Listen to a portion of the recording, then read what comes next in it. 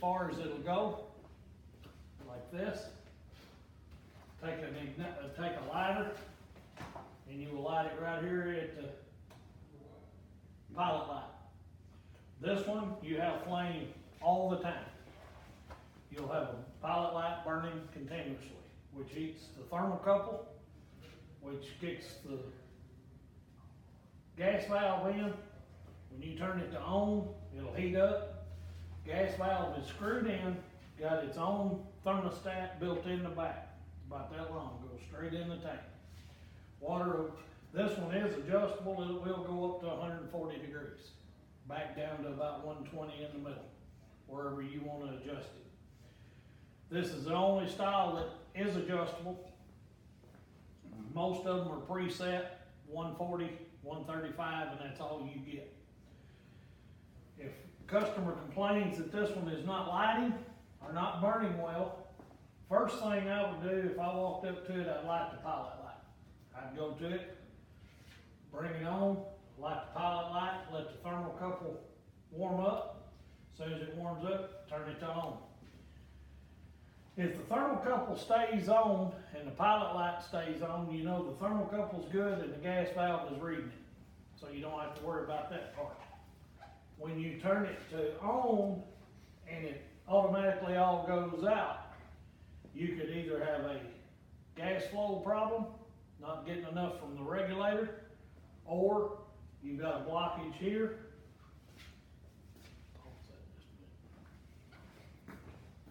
I can't pause it. Alright, don't worry about I don't know how.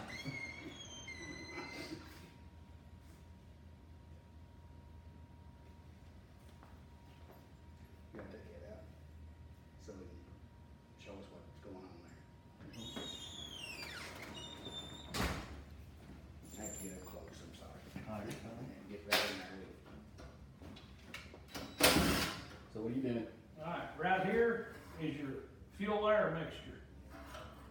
So if you light this thing up and you're not getting gas flow, you hear the gas valve click, but it's not lighting, pilot light staying on, take this off and you've got something blocking the orifice on the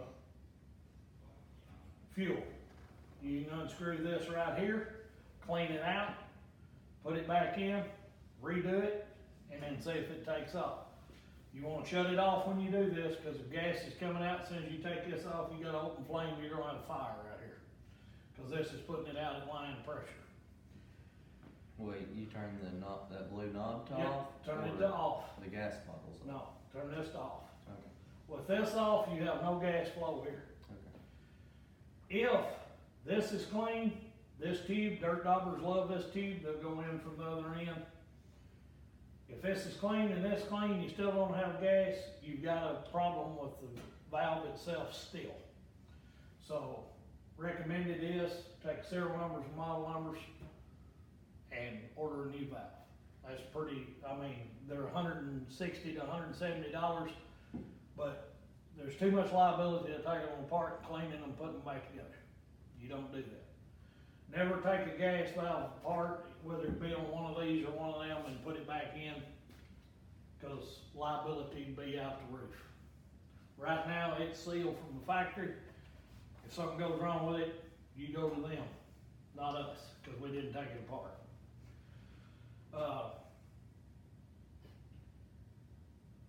Doug, when you take those gas valves off, These, yep, when you're replacing that valve, do you have to soak your connection or do you need to soak it to check for leaks, or how do you you check for always leaks? leak test these. I have leak detector here. Is the best way to do it. I don't do a manometer test, because all I've had is this one. I screw it back on. We got leak detector and spray and in a bottle with a brush on it. I've So got anytime one. you mess with a gas line, you make sure. Anytime you loosen a gas line, you always bubble test it. If for some reason you're somewhere you don't have leak detector, you're out, Dawn dishwasher detergent, little water, Windex works good. Mr. Bubble, if you can stop at the dollar store and get a bottle of Mr. Bubble, it works the same. It's just a soapy solution. Anything that will bubble is a good leak detector. Do you check this one? No, this is low pressure, it's coming out anyway, it's got an open hole. Oh, okay. Yep, it's leaking up here. So it's mainly just that connection right there on the backside, Right that here. right there, okay. Now, I have seen a few leak around here, very seldom, and only thing you gotta do, if you ever see that anybody has had these screws or put anything in these screws, and you smell gas, it's probably because they didn't put it back together right. If you go up to one, and they say it's not burning right, and you see this is dark, copper colored, been hot, there's a little spider that builds a web right here. It will cause these to burn back up in the tube, it will cause these to burn back up in the tube. If it's spitting and sputtering and you got flame back here, there's something blocking right here. There is a little tool that's on a spring, about that long, got a brush on the end of it, you can take these loose, slide them in, brush it out, you're good to go. Do we have one of them tools? I think I ordered some, if I don't, I'll have them in here by the end of the week, because we need them, we need to be able to sell them, cause this is something I tell people, I mean, all you gotta do is take that screw out, slide that back, you can run it right up in there, you don't have to take anything off.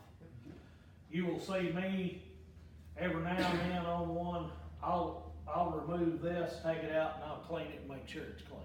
And that's the only one I'm having a lot of problem with. These, the burner tube goes in, makes a 90, and 90's back out, the heat comes out here. Your Suburban water heaters go in and right back out. They're all on the same side. They're just a pipe going straight in, they go up and back out, that's all they are. We're covering the Atwood heaters, there's two brands, Atwood and Suburban. We have both in our campers. The difference is, Atwood uses aluminum tape, Suburban uses a steel tank. Steel tanks take the anno rods. Aluminum tanks, plastic plug, right here. Don't ever put a steel one in it, don't ever put a brass one in it. I don't recommend either one. Brass reacts to aluminum and it'll seize up and you can't get it out. These are the simplest to work on. Did you say the plastic plug? Plastic plug on aluminum tanks, Yep, got it. is a preferred, and it'll be, all of them will be usually, So if it's Atwood, use plastic, if it's Suburban, use anode. yep, and the anno rod is steel, cause it's a steel tank, it won't hurt. Do we have one of them? Yep, Anno rod? we got the anno rods. Suburban told us in the class that I took in 05, once you dilute one anno rod, technically that tank's coated. You don't need another one. Most people, if their anno rod dissolves, you'll see it. It'll look like a welding rod. They come in two lengths. Y'all know what an anode rod is? No, sure don't. It just Now, like coats the- They actually make an anno rod that will fit these, but I've never used one in an aluminum tank. What is This- it, what is exactly, what does that do? You said This it coated dissolves in the water and coats the inside of the tank.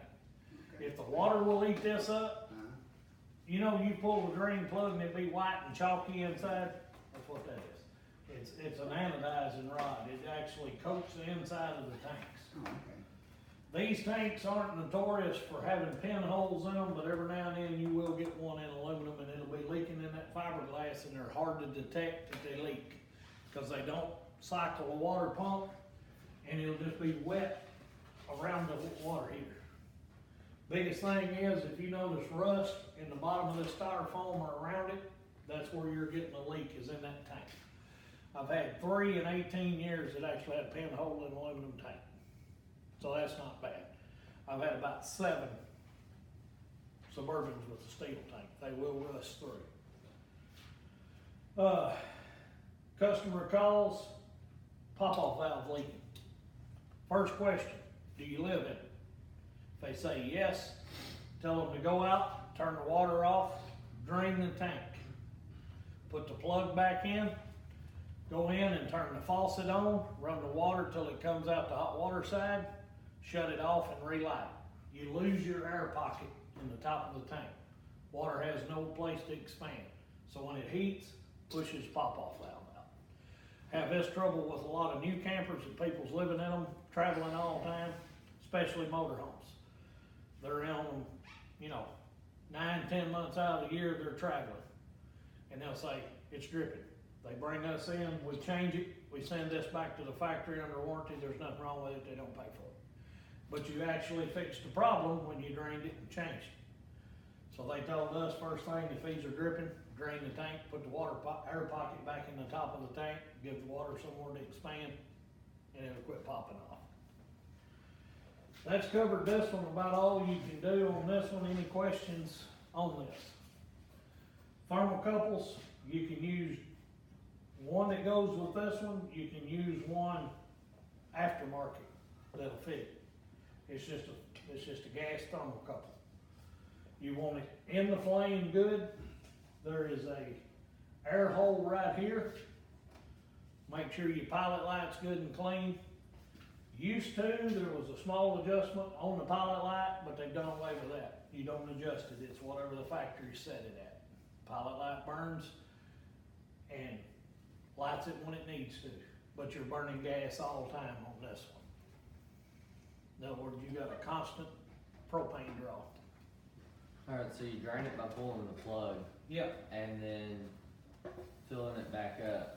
Do you turn you just go in there to the faucet and you just turn the hot Yeah. water? Don't use faucet on? don't use a pop-off valve, because if there's any corrosion or anything in the tank, you stand a chance of getting it, when it fills up, it'll come out and it'll stick in here and you'll really have a constant drip. It'll drip all the time.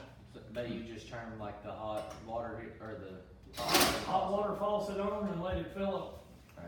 You know how we do them, and the air comes out and then the water comes out, you know this tank is full When- where it's supposed to be.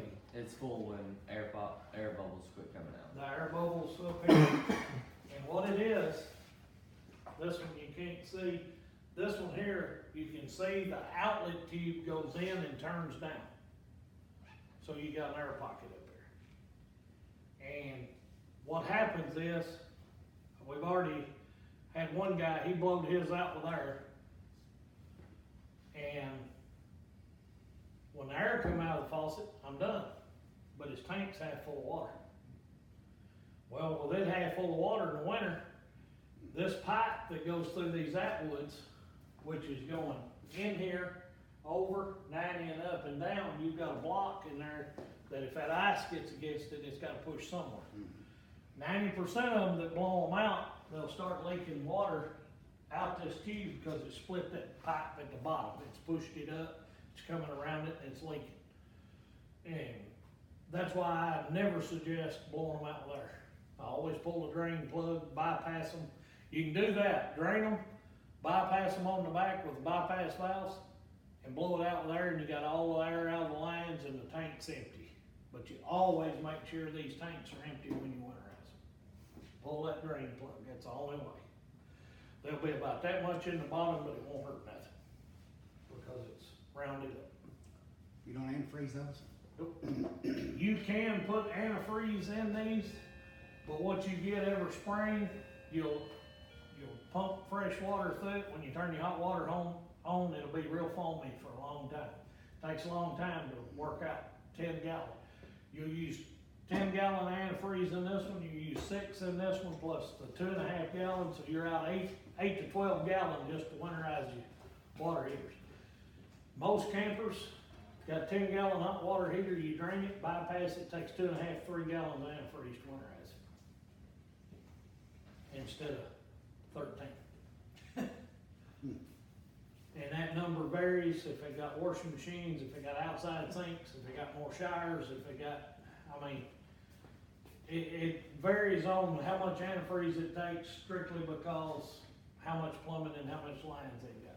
When you go to blow that out, you take your drain plug out, where do you start blowing at to blow it out? You don't blow this one out. Don't even You touch just it. drain these. And be When done. you blow it out, there's a fitting that goes on your water inlet. Mhm. You hook an air hose to it and it blows through your lines, Oh, through the inlet. through the inlet on the camper. Okay. Any questions on the manual? Ready to That goes in your water inlet to blow them out just with use air. your air chuck, air compressor. Oh, And you don't wanna use more than 45 PSI. that should be written down somewhere. Well, most campers run between 45 and 50 PSI on water but you just don't wanna stress test no more than you have to. Right. Yeah. We're having class, she's gone. We see